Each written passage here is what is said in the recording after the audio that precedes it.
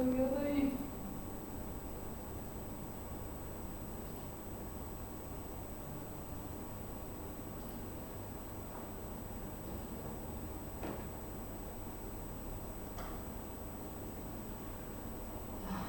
No, no hay carne, teníamos que Acá carne. ya está ¿Ya está transmitiendo? ¿Está grabando todo? sí, pero que todavía no lo puedo mandar el...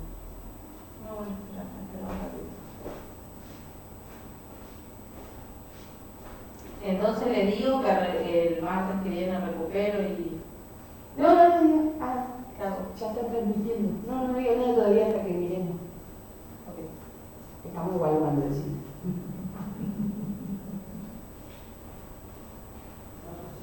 ¿Le digo qué le digo?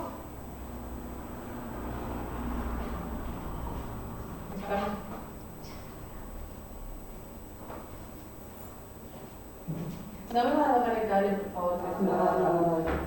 Le voy a poner Se mataba. Le tengo que decir a Martín que me revise. ¿Te anda? Sí. Está cargado. Entonces por ahí debe ser que está. Sí, Y además que está, mirando que está todo doradito. Y sí, lo que pasa es que yo lo llevo adentro del. Bueno, previo de iniciar la reunión de Sí. del MITI. Hasta el MITI.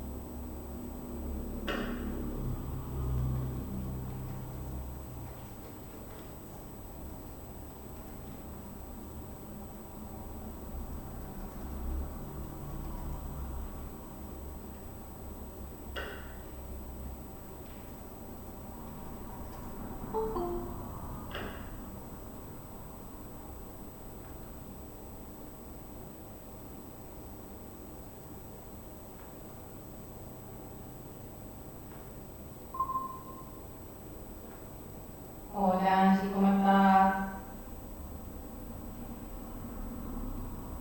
Hola Vicky, ¿cómo andas? Bien, ¿y vos? Bien, bien. ¿Qué tal arrancaste el año? Bien, tranqui. ¿Usted? También, tranquila, ¿no? Muy enero.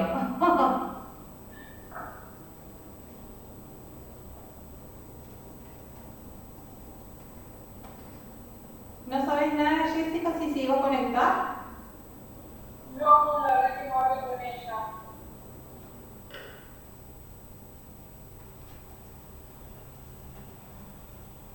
No sabía nada de eso. Bueno, vamos a esperar un ratito.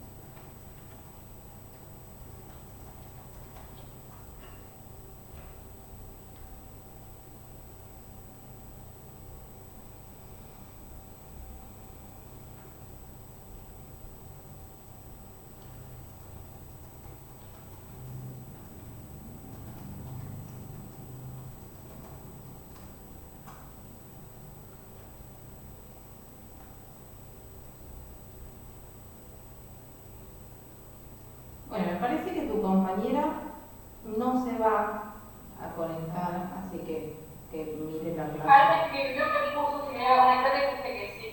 Pero no era yo. Ah.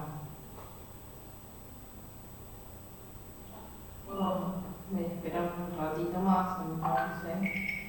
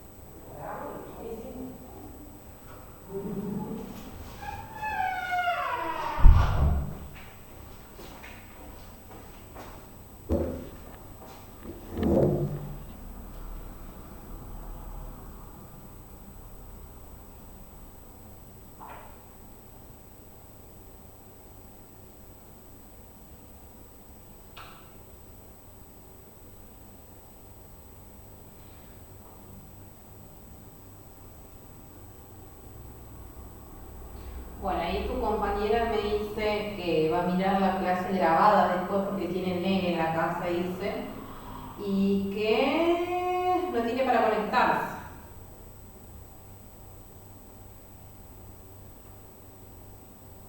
¿Y todavía qué?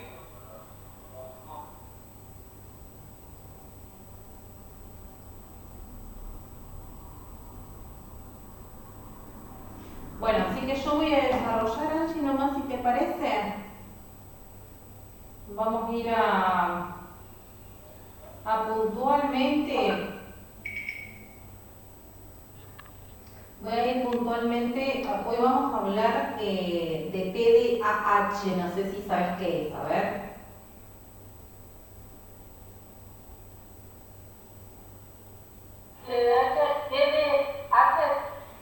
Sí. Porque viste que es mal llamado TDAH, pero no es TDAH.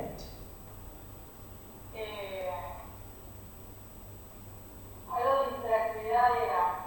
Ujú.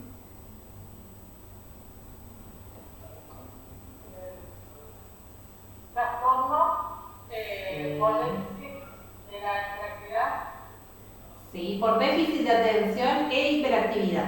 Muy bien, muy bien. Viste que cuando dimos el curso de auxiliar de jardines algo por arriba lo habíamos tocado.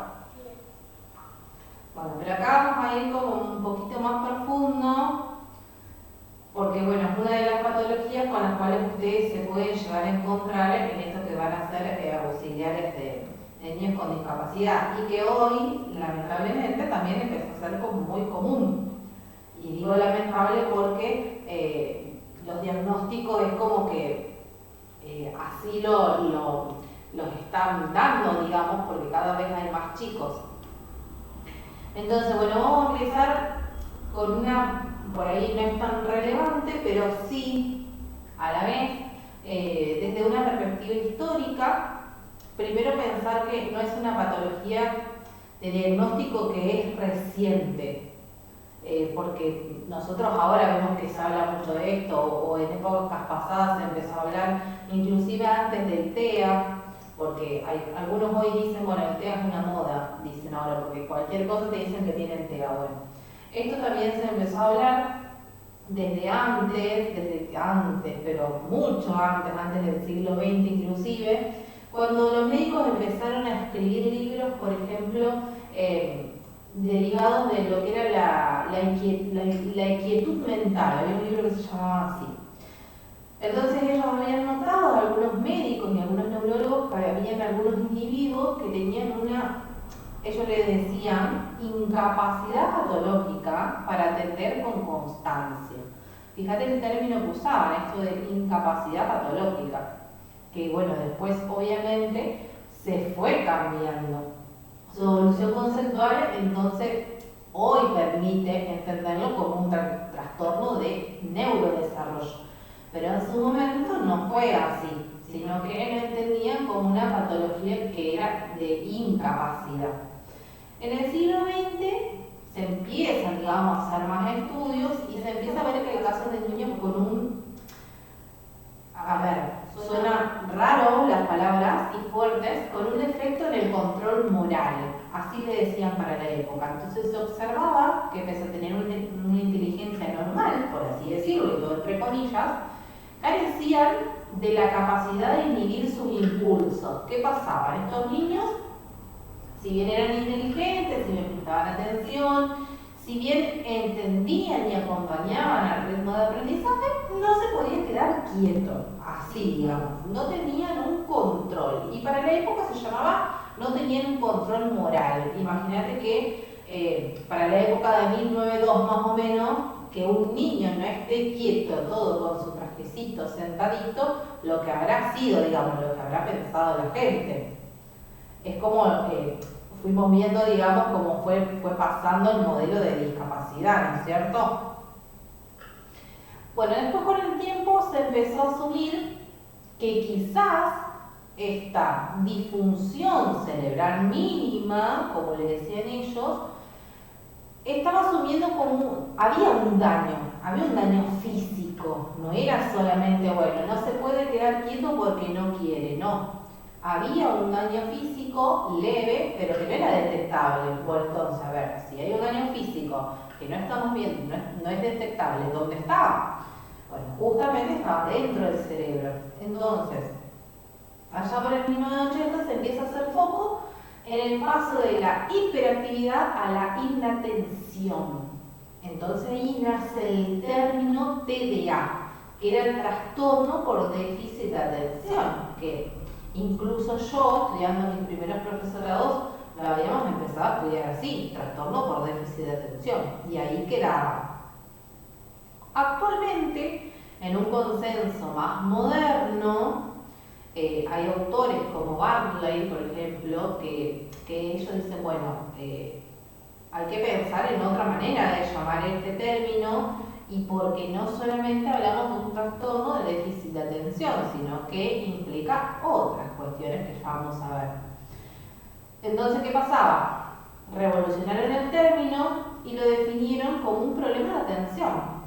Pero no solamente un problema de atención, como ya lo venían viendo otros neurólogos, otros médicos del pasado, sino como un trastorno de funciones ejecutivas y de la autorregulación del comportamiento. Y eso, obviamente, Tiene que ver con el cerebro, ¿sí? ¿Hasta acá vamos? Sí, sí.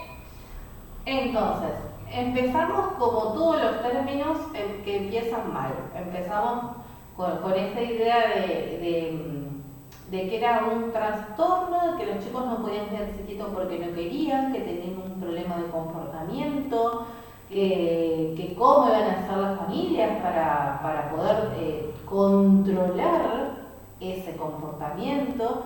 Y luego sí pasamos a lo que hoy en la modernidad podemos llamar TDAH. Bueno, le vamos a decir, a ver, no vamos a estar a cada rato repitiendo TDAH, pero bueno, vamos a llamarlo trastorno por déficit de atención y de ahora en más, e hiperactividad, ahora en más sabemos que estamos hablando de eso. Porque si no me van a escuchar 15.000 veces repetir lo mismo. Bueno, entonces, desde lo neurobiológico, tiene una base medible. No es una cuestión, digamos, como yo les decía recién, de mala crianza, o de que a veces la gente dice, ay, este nene no se queda quieto porque le falta disciplina. No tiene que ver con eso. A ver, podemos hablar de un sistema de recompensa y de neurotransmisores, por ejemplo. El cerebro se comunica mediante sustancias químicas que ya lo estuvimos viendo con el síndrome de Down, ¿sí? Bueno, en el TDAH hay una disponibilidad irregular. ¿Qué significa esto? Nosotros tenemos dopamina. La dopamina es el neurotransmisor del querer, por así decirlo. Entonces, en el cerebro, la dopamina se reabsorbe tan rápido que impide que la señal de satisfacción o recompensa sea estable. Y esto explica por qué la persona busca estímulos nuevos constantemente. Es como si nosotros a un niño le diéramos un juguete y el niño, ¡ay, qué lindo!, se quedó contento. ¿Vieron que está esa frase típica de, ¡ay, estoy contento como niño con juguete nuevo! ¿Por qué? Bueno, porque tenemos tanta dopamina ahí, que estamos tan contentos, que estamos ocupados en eso, queriendo hacer eso que nos dieron, y estamos ahí enfocados en eso. Bueno, para estos niños que tienen la dopamina a este nivel, lo que hace es que absorbe, pero tan demasiado rápido, que lo que impide es que realmente llegue esa señal de satisfacción. Entonces ellos lo que quieren todo el tiempo es el estímulo. Y eso hace que no puedan quedarse quietos, porque ellos, para obtener este sistema de recompensa, de autorrecompensa, necesitan estar haciendo permanentemente nuevas cosas. Por eso no pueden quedarse quietos. Y después tenemos la noradrenalina, que es crucial para el filtrado de ruidos y estímulos. Que sin ella, el cerebro lo que hace es que no puede priorizar qué es importante y qué es irrelevante. Entonces, ¿Cómo es con noradrenalina? noradrenalina, que es parecida a la adrenalina. ¿Viste que te dicen, no, tenemos adrenalina? Bueno, así. Con eso nosotros, lo que hacen esas sustancias químicas es decirnos, bueno, filtramos ruidos y estímulos, y sin ella lo que hace el cerebro es que no puede priorizar lo que es importante y que es irrelevante. Entonces, ¿qué pasa con eso? Si yo no puedo, hoy estoy sentada acá y para mí es importante desarrollar la clase, pero si yo no pudiese priorizar entre una cosa y la otra, no sabría qué es relevante y qué no para este momento. Bueno, los chicos que tienen TDAH, lo que sucede es esto, que le vamos a decir TDAH. ¿Hasta ahí vamos? Bien, entonces hasta acá hablamos de un desfasaje de estas dos sustancias químicas que tiene el cerebro y que hace que se disponga irregularmente un funcionamiento que debería ser correcto. Y acá sí hablamos de funcionamiento correcto e incorrecto porque es lo que hace que digamos, funcionemos de manera buena para responder a los estímulos sensoriales que tenemos del exterior. Después, nosotros tenemos en el cerebro, y no es que nosotros vayamos a salir médicos acá, pero tengo que contárselos, tenemos una corteza prefrontal en nuestro cerebro, que vamos a decir que es como el director de ese cerebro. Entonces las personas con TDA en esta área, muestran una maduración más lenta. ¿Qué pasa con esto? No tienen la suficiente memoria para encargarse de el trabajo y la planificación. Se aprende, pero no se puede quedar en ese constante juego del trabajo que me dieron o de la planificación de lo que puede venir después. No tienen esa capacidad, porque ese director que me está dirigiendo, que es la corteza frontal, esa área tiene una maduración tan lenta que no me permite hacerlo. ¿Sí? Después tenemos también los ganglios basales que actúan como un filtro de impulsos. Entonces, ¿qué pasa? También fallan en el TDA. Si fallan en el cuerpo, se mueven antes de que el cerebro procese la orden de detenerse. Entonces, es como que en el medio de lo que uno quiere hacer, porque por ejemplo, nosotros le decimos a nuestro cerebro, bueno, no somos conscientes de lo que hacemos con nuestro cerebro. Nosotros nos dicen, bueno, vamos a correr una carrera. Automáticamente nosotros salimos y corremos. Pero para los chicos que tienen TDAH, lo que sucede es que estos ganglios basales actúan como un filtro de impulso, pero fallan. Entonces el cuerpo se mueve antes de que el cerebro procese la orden de detenerse. Entonces, ¿qué hacen? Se mueven todo el tiempo. No hay una detención, no hay acá tengo que parar. Por eso por ahí, y digo que hoy se ve mucho más esto de este trastorno, cuando dicen, tiene un trastorno, tiene TDAH. ¿Por qué? Porque en las aulas, los lugares, las plazas, están llenos de niños que no se quedan quietos. Primero porque son niños y no queremos que se queden quietos. Pero hoy la sociedad quizás busca darle esa quietud desde otro lugar. Entonces, si no se queda quieto con el teléfono, tiene un problema, porque si eso no lo atrapó, tiene un problema. Y no es tan así, sino que hay toda una serie de manifestaciones clínicas y sintomatológicas que hay que explicarlas antes de pensar que tiene o no un problema.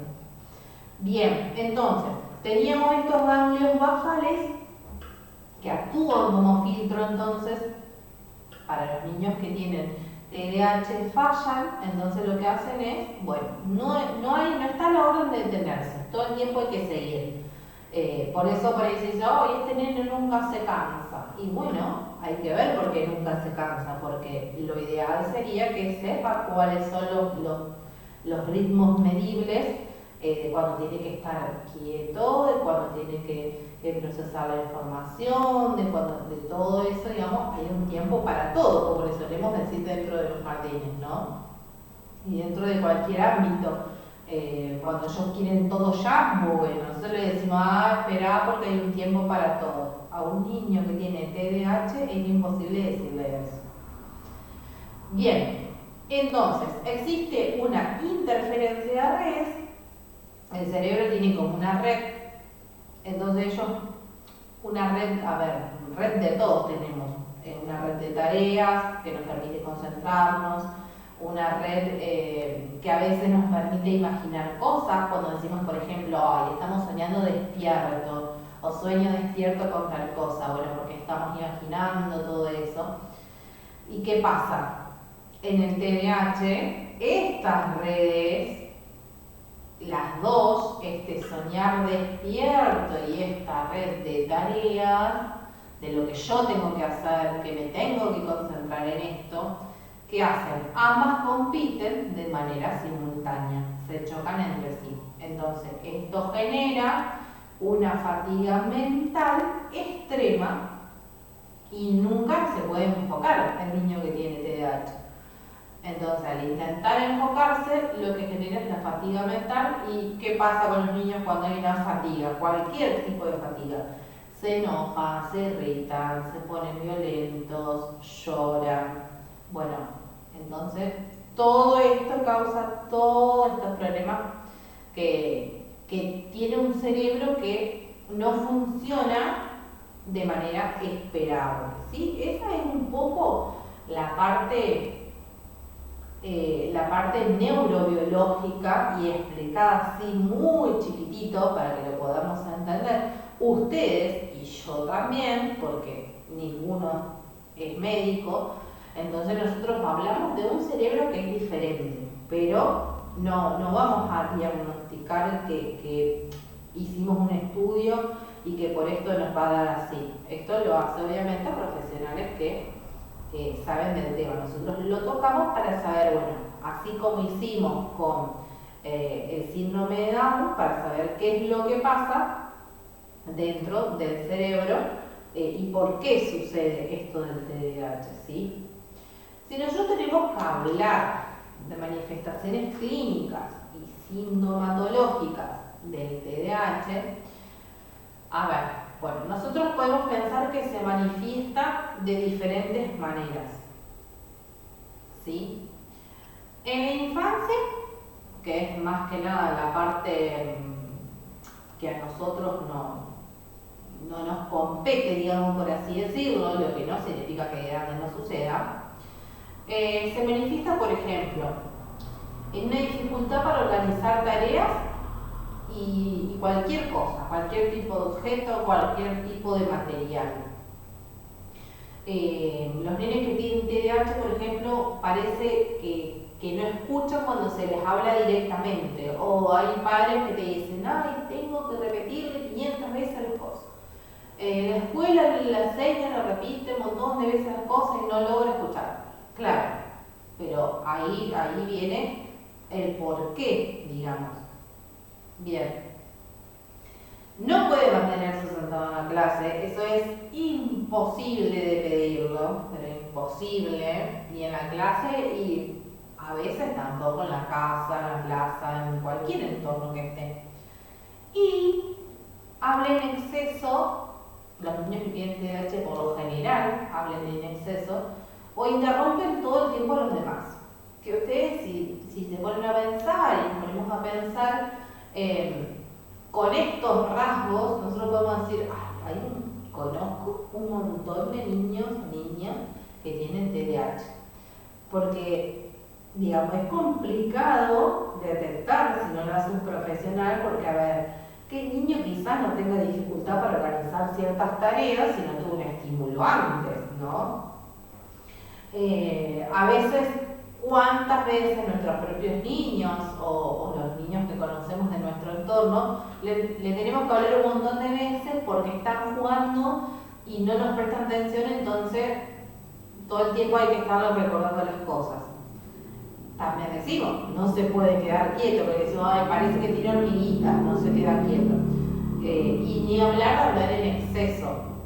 Tenemos que decirle, bueno, basta, bueno, fulanito callate, bueno, fulanito presta atención ahora, bueno, no interrumpas a los más grandes, y así. Entonces podríamos decir, bueno, andamos por la vida con gente que tiene todo el mundo TDAH.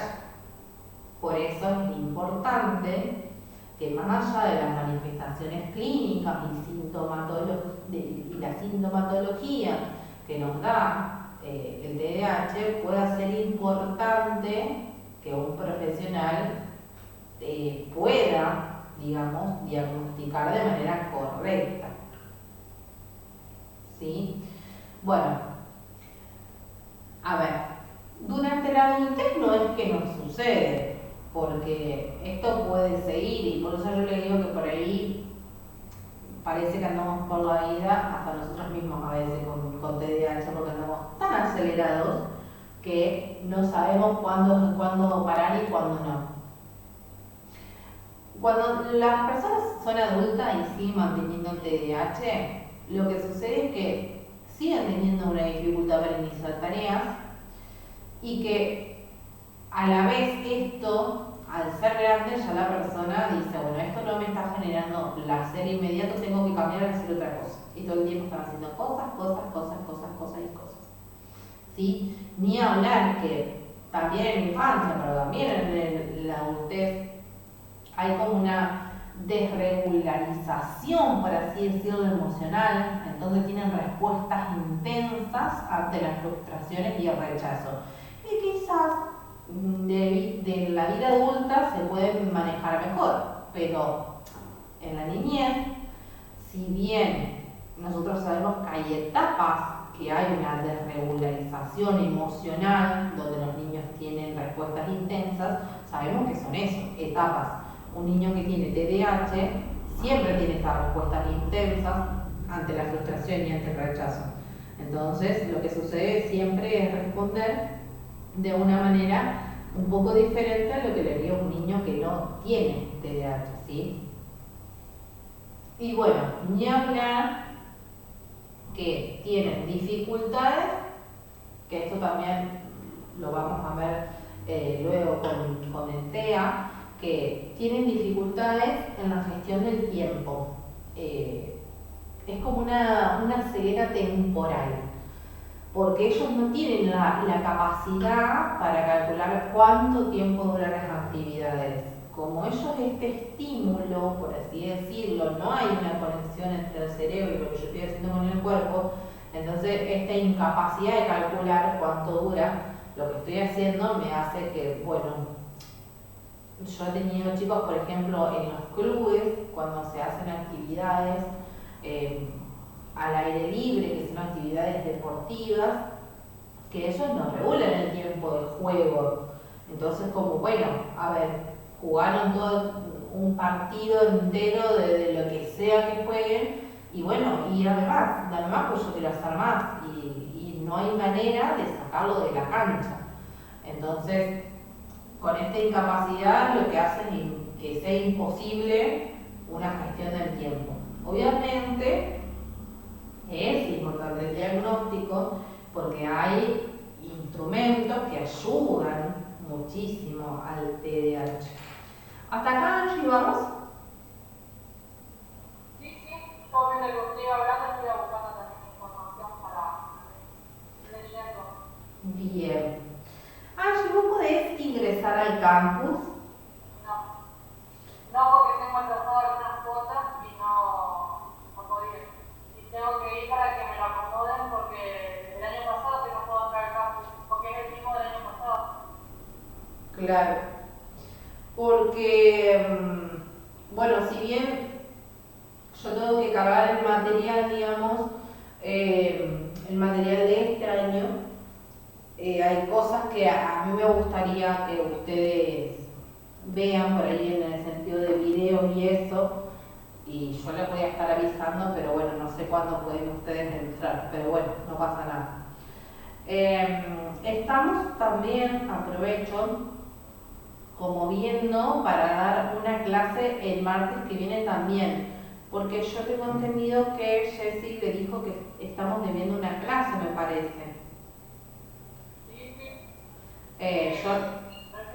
Yo la verdad que no tengo bien la cuenta sacada, pero seguramente debe ser así. Así que yo les voy a estar avisando si el martes que viene también vamos a tener clase. Y después sí, sería cada 15 días, obviamente.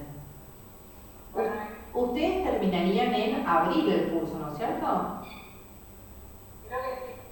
Bien. Bien, seguimos entonces. ¿Qué hacer ante la sospecha? Porque como charlábamos recién, decíamos, bueno, andamos por la vida hasta nosotros mismos pensando que tenemos TDAH, con todo lo que hacemos tan rápidamente y tan a ciegas a veces. ¿Qué pasa? Nosotros primero como siempre decimos, no vamos a detectar, pero si alguien ya nos llama con esta idea de que ya sabe por qué hizo, a ver, ¿cuáles son los pasos? Primero, una evaluación neurológica, eso sin duda. Una evaluación psiquiátrica, eso sin duda. Y una evaluación neuropsicológica. Entonces, todo esto se tiene que juntar y descartar ciertas cuestiones primero. ¿Por qué? Porque sucede que por descarte el 80% de las personas que tienen TDAH tienen otros trastornos asociados, por ejemplo, como la ansiedad, como la dislexia, como trastornos del sueño. Son esos típicos niños que no logran dormir y concentrarse y acercarse a un sueño profundo. Y también, fundamentalmente, si a ustedes la llaman para cuidar niños que ya le dicen que están diagnosticados con TDAH, entender que el cerebro funciona de diferentes maneras y este es el primer paso para dejar de pensar que el otro tiene un fallo, digamos, y que no puedo, digamos, contribuir a que tengan, como siempre decimos, de una manera autónoma, una vida lo más integral posible, digamos. El tratamiento más efectivo, nosotros podemos colaborar en ese tratamiento. O sea, porque primero, a ver, se le va a dar una combinación de medicamentos, de terapia y de cambios en el entorno. Nosotros no entramos en ninguna, excepto en el cambio del entorno, que es lo que va a poder hacer algo. Y obviamente, bueno, si ustedes tienen que dar las medicaciones con las recetas que los padres les dejarán y demás, claramente, porque están al cuidado de estas personas. Obviamente todo lo que se da tiene que tomarse con un horario, todas las terapias se dan en un determinado horario y ustedes un poco a veces son acompañantes de esas terapias también. Con respecto a lo que puede ser, que llamaremos una rehabilitación cognitiva, es un poco como cuando los niños tienen TEA, que consiste en esto de verbalizar los pasos que tienen que hacer en tareas sencillas o mientras se realiza. Por ejemplo, si nosotros vemos que estos niños nos están observando, yo estoy con el niño, bueno, ahora vas a tomar la leche, ahora vas a leer el primer párrafo del libro. Entonces, esto que hace refuerza la conexión entre ese pensamiento y la acción, porque como ellos hacen las cosas y no se dan cuenta de la acción, porque la ven tan rápido, entonces lo que sucede es que nosotros estamos diciendo, bueno, ahora vamos a hacer tal cosa, ahora estás haciendo tal otra. Entonces ahí está la conexión entre el pensamiento y la acción. Después, que es algo muy importante que ustedes tienen que hacer, son entrenamientos de inhibición y que por ahí van por el lado de juegos donde se debe responder a estímulos y frenar ante otro. Por ejemplo, algo que es muy sencillo, aplaudir por el color rojo, pero no por el color verde. Entonces yo ahí estoy dando como una consigna clara, a ver, un estímulo que está diciendo, aplaudo, pero el otro que está diciendo, con el color rojo aplaudo, pero con el verde no. Entonces, ¿qué sucede? Yo ahí estoy frenando el estímulo. Obviamente esto lleva mucho juego, mucha práctica, lo pueden hacer, por ejemplo, los profes de educación física lo usan con las pelotas, que tiran muchos que lo usan con todos los niños, porque es un gran ejercicio, que tiran la pelota y cuando la agarra tienen que dejar de aplaudir. Es muy bueno el ejercicio porque estimula muchas áreas del cerebro. Y después, otra de las cosas que pueden hacer desde lo cognitivo es, por ejemplo, desde los mapas conceptuales visuales. ¿Por qué? ¿Y por qué así? Porque dado que el TDAH suele ir acompañado de un pensamiento visual fuerte, digamos, usar mapas mentales para organizarle la rutina a ese niño que ustedes van a acompañar, ayuda a que organice también las ideas de esa memoria de trabajo que no puede retener. Entonces ustedes tranquilamente y explicando y teniendo un refuerzo teórico para explicar a las familias del por qué están utilizando, ustedes pueden en su habitación, con la seña en el cuaderno, hacer esta especie de mapas visuales con colores, con algo que le llame la atención al niño, y utilizarlos como mapas mentales para que ellos organicen las ideas y tengan una memoria de trabajo. Bueno, ahora hago esto, después hago lo otro, que no es lo mismo que un pictograma. ¿Se entiende allí? Sí, estoy buscando unos ejemplos para más o menos ir guiándome. Genial. Sí, de todas maneras, en algún momento calculo que cuando te pongas por ahí medio a tiempo, digamos, con las cosas, las chicas te van a habilitar para que veas el campus y esto va a estar en el campus. Así que no te hagas drama. Como grandes temas que ya estuvimos viendo, está el síndrome de Down, ahora estamos dando y esos son los que van a entrar en el próximo examen, digamos, pero vamos a hacer lo mismo que hicimos con el otro, que vamos a hacer un repaso y lo vamos a volver a mirar, así que en ese sentido quédate tranqui. Todavía no sabes que más o menos me bien o el otro. Sí, el otro seguramente. Sí. La práctica ya prácticamente en el mes de terminaría. Y sí,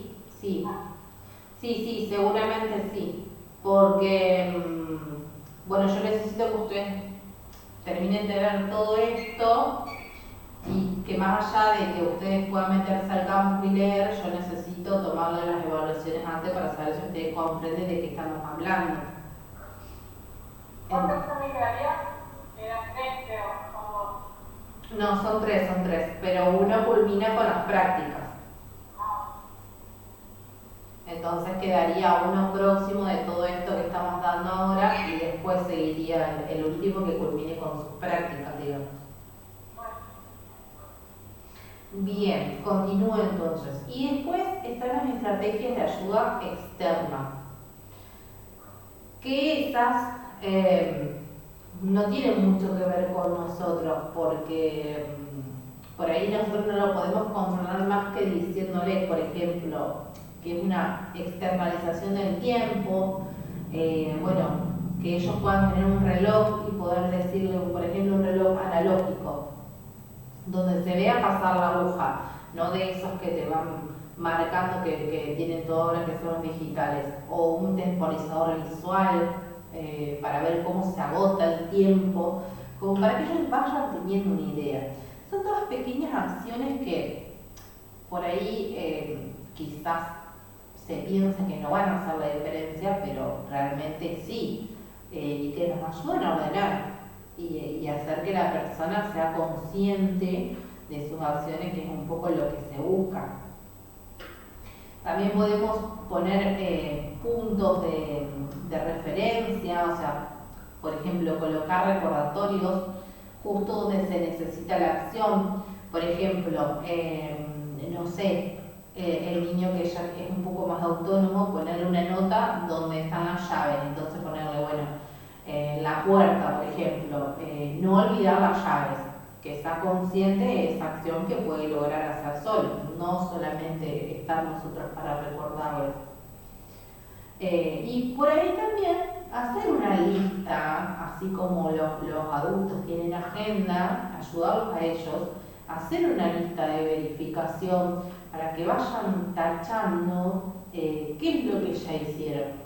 Porque esto ¿qué hace? Esto hace que un poco se reduzca la carga de la memoria de trabajo y de la exigencia de tener que recordar qué es lo que tienen que hacer.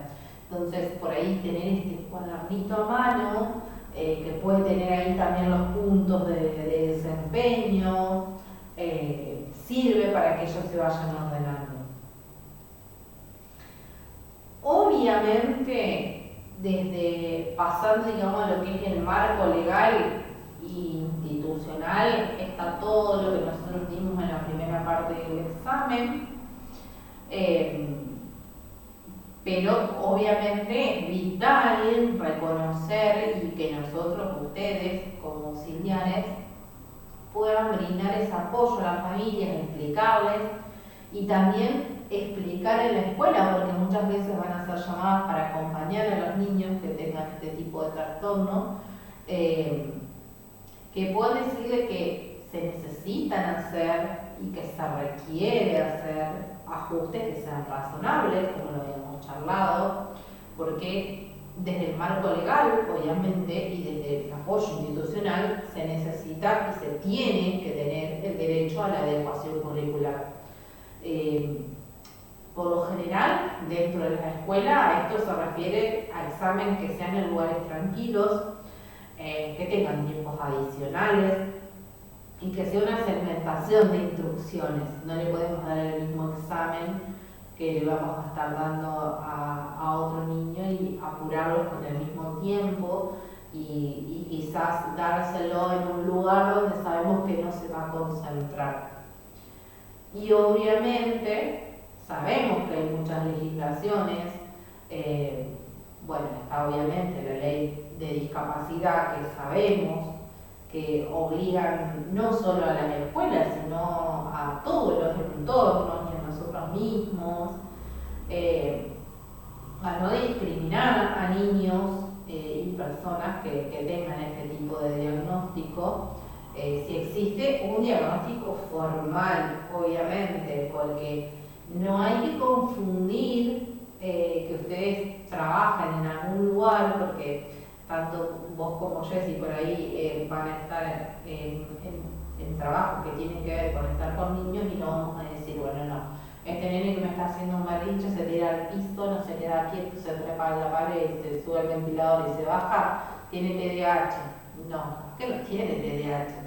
Entonces por eso es importante el diagnóstico, porque o sea, nosotros no podemos penalizar los síntomas del TDAH si sabemos que existe un diagnóstico formal, pero si no tenemos un diagnóstico formal, que es lo que siempre se pide, que por favor sean derivados a profesionales, nos quedamos con que es un niño que se porta mal, porque es lo que decimos, es un niño que se porta mal, es un niño que es inquieto, es un niño que esto, que lo otro, y nos quedamos con eso porque no tenemos una ayuda externa.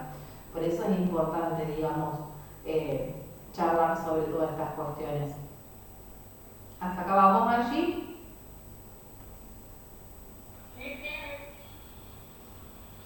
Bien.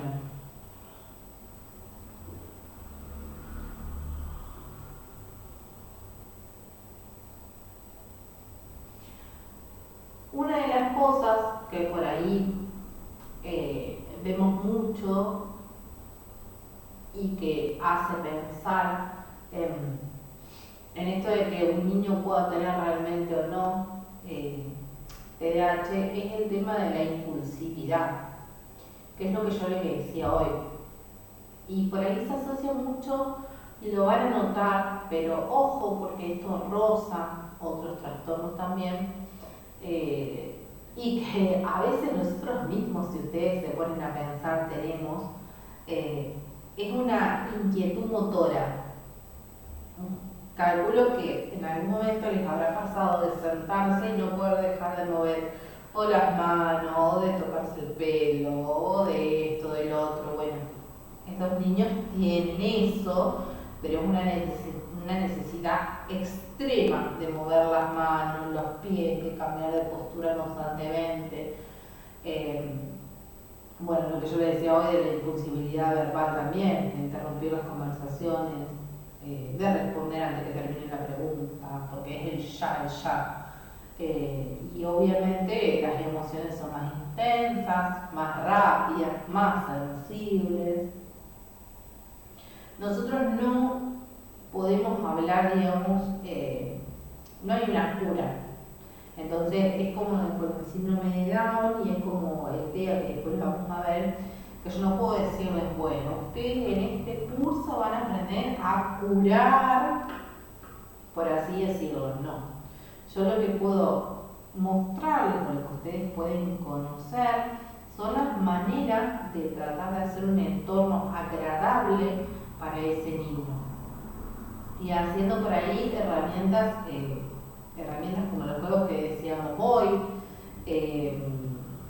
o recordarle las cosas, por ejemplo, usar alarmas, que están de moda todo el tema del celular, bueno, que usen alarmas. Si es un niño un poco más grande, podemos pensar en que tenga calendarios digitales, porque son niños que son muy inteligentes, como todos los niños, entonces esto ayuda a externalizar un poco la memoria. Puede también lo que decíamos hoy, una agenda física, que esté siempre a la vista. Todo esto es importante. Por ahí yo recuerdo que me habían explicado que de ser un profe de educación física, que ellos trabajan mucho con niños que tienen TDAH, la técnica de los 5 minutos, y que es, por ejemplo, si una tarea da mucha resistencia, yo le prometés, por ejemplo, hacerla solo por 5 minutos. Entonces te tiene que prometer, bueno, a ver, no sé, tiene que aprender sumas y restas 5 minutos y quedarse quieto, sentado en el lugar. Para ellos 5 minutos es un montón. Entonces, bueno, a ver, vamos negociando. Vos me prometés que te vas a quedar sentado solo por 5 minutos, y aunque ustedes no crean, le están poniendo un reto, pero grandísimo, a ese niño que tiene TDAH. Entonces, así, empezar con pequeñas cositas que ustedes puedan utilizar como estrategia. Bueno, 5 minutos, a ver, por eso yo le decía por ahí el tema de los relojes. Solo 5 minutos, hacer lo que te dio la seño, hacer la tarea, hacer lo que te dijo mamá, hacer lo que yo te estoy diciendo, y después te podés levantar, después podés ir a jugar, después esto. Y así, y cada 5 minutos. Que parece una tontera, pero no.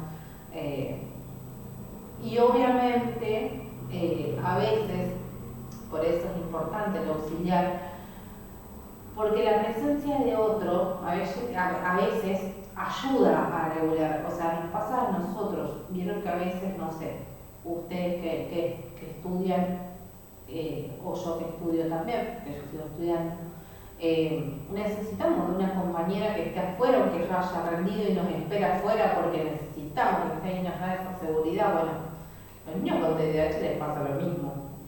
Cuando hay alguien presente se sienten más seguros, aunque no lo esté ayudando. La simple presencia de otra persona ayuda a mantener el enfoque. Entonces, está bueno que ellos sientan esta contención de ustedes, porque, por ejemplo, no sé, ustedes si van a ser auxiliar de un niño que tenga TDAH y lo llevan al club, no van a estar todo el tiempo encima de ese niño, porque se supone que lo llevan al club para que tenga una cierta autonomía.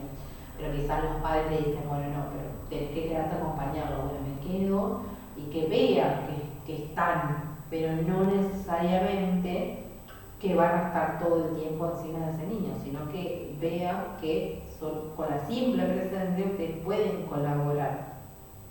¿Sí? Y después, en el entorno inmediato, lo que pueden hacer es enseñarles o darles como estrategia, por ejemplo, que deje las cosas que necesita donde de verdad las va a usar. Y esto hace que, por ejemplo, entrene un poco la memoria. Por ejemplo, lo típico, vuelvo al ejemplo de las llaves. Bueno, las llaves siempre en el mismo gancho de la puerta, al lado de la puerta, donde ustedes saben que la puede buscar. Hay gente también que, por ejemplo, se concentra en esto del entorno inmediato, se concentra con sonidos ambientales que son constantes, por ejemplo, porque bloquean las otras distracciones. Entonces, si ustedes encuentran o les dice ese niño o van probando que se concentra mejor con un determinado sonido, una determinada música que le llame la atención, utilízanla para justamente generar entornos ambientales con ruidos que sean blandos, con ruidos que no sean ruido, vamos a decir, que sean un sonido más que un ruido, que genere justamente no distracciones, sino concentración. Pero esto es algo que ustedes tienen que ir probando. Quizás a alguien le van a poner música y lo va a sacar rajando porque no les gusta, y quizás no. Y después vieron que también ahora hay muchos fidget toys, que se llaman así, que son muchos objetos que son para manipular con las manos.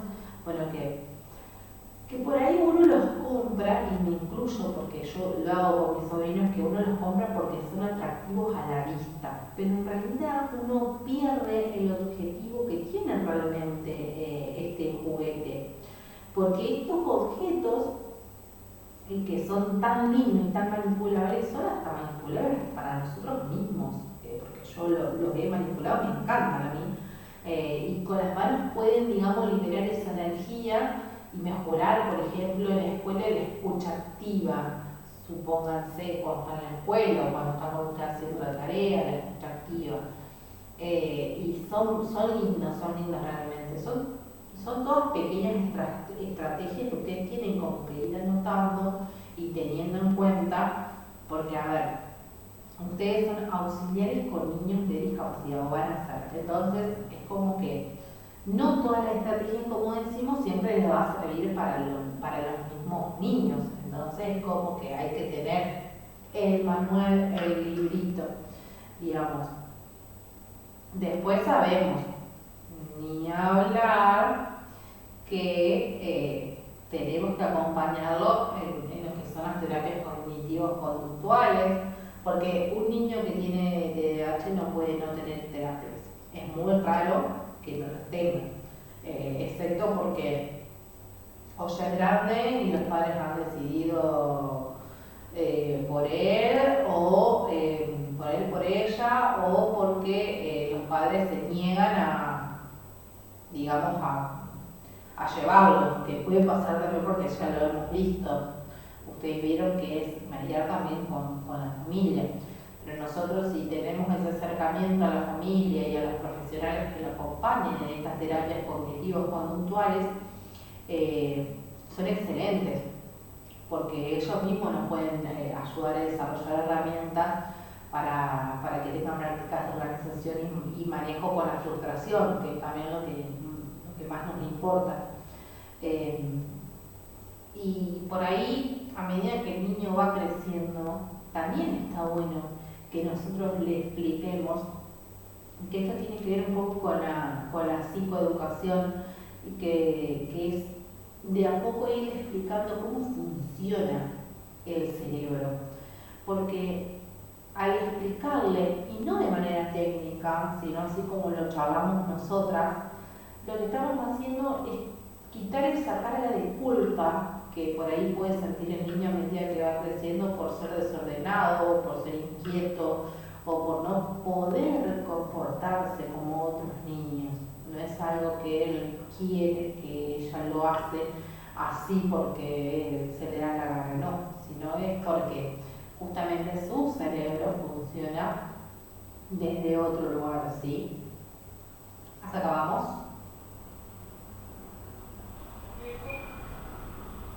Bien.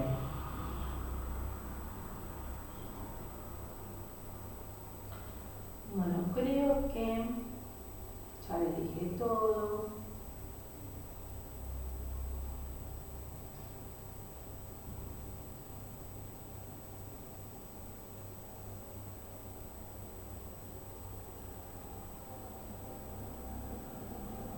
No sé si tenés alguna pregunta.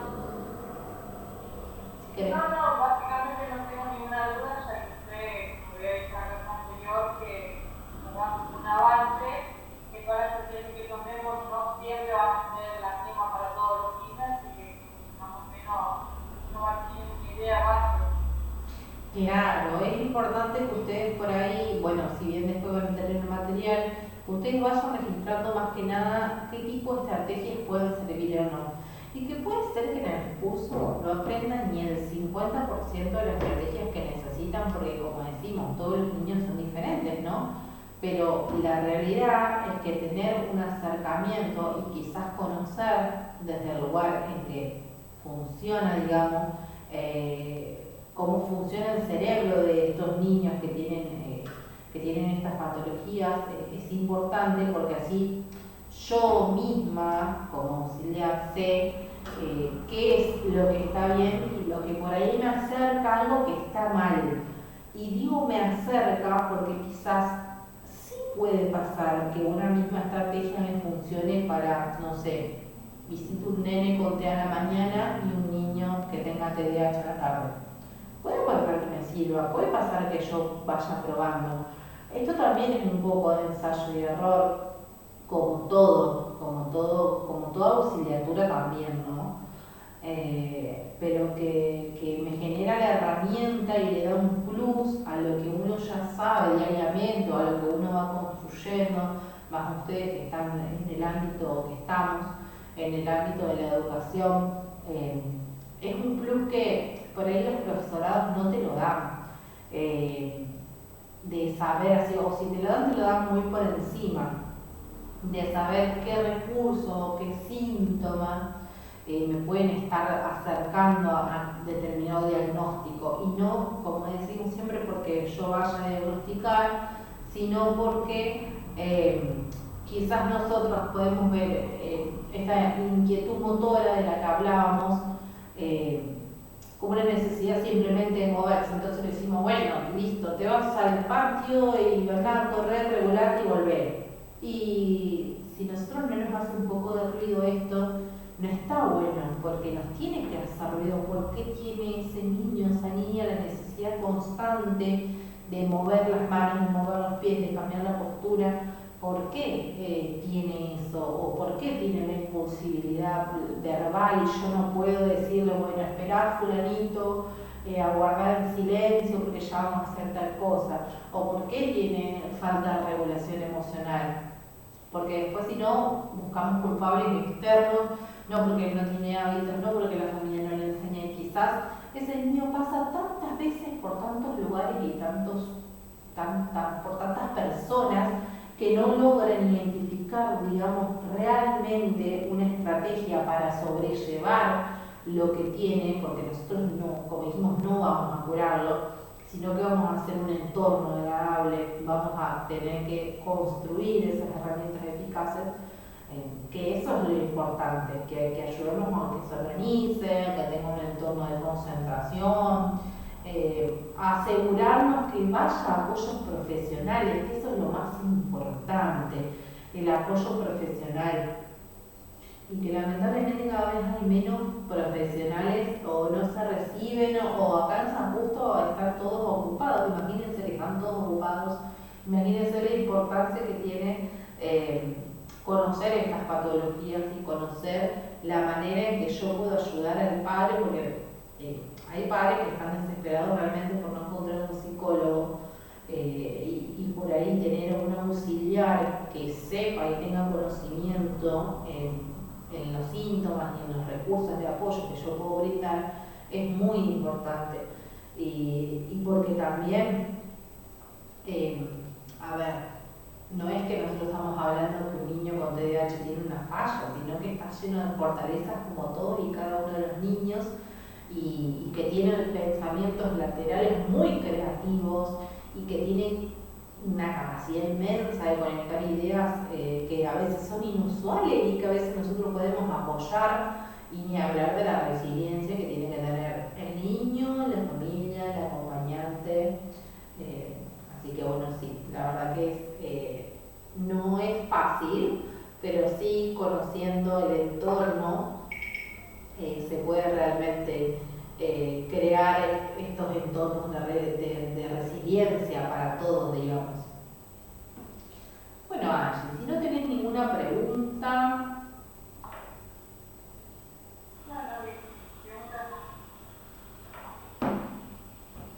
Bueno, obviamente después vamos a volver a hacer un repaso, así que te repito que no te preocupes. Vamos a hacer un repaso de esto, lo que ya dimos de síndrome de Down, y bueno, próximamente vamos a dar TEA. pero un poco más profundizado. Así que bueno, todo con pequeñas herramientas que nos puedan ayudar a sobrellevar este tipo de trastornos y a saber más fácil la vida y el entorno a esos niños que ustedes van a tener cuando se reciban. Bueno, Angie, nos estamos viendo entonces, que andes bien. Bueno, chao, chao.